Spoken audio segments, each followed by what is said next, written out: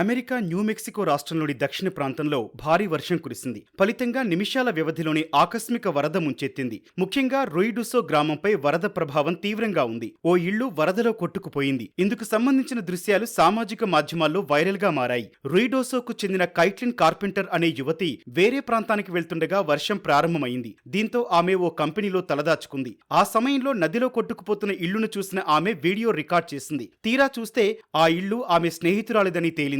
అయితే ఆ ఇంట్లో తన స్నేహితురాలి కుటుంబం లేదని కార్పెంటర్ తెలిపారు. ప్రస్తుతం వారు వేరే ప్రాంతంలో సురక్షితంగా ఉన్నారని ఆమె చెప్పారు. ఆ ఇంటితో తనకు ఎన్నో జ్ఞాపకాలున్నాయని కార్పెంటర్ వెల్లడించారు. మరోవైపు ఆకస్మిక వరద కారణంగా ముగ్గురు గల్లంతయ్యారని అధికారులు తెలిపారు. వారి కోసం గాలిస్తున్నామని చెప్పారు. 85 మంది రెస్క్యూ సిబ్బంది సహాయక చర్యలు చేపట్టారని వెల్లడించారు.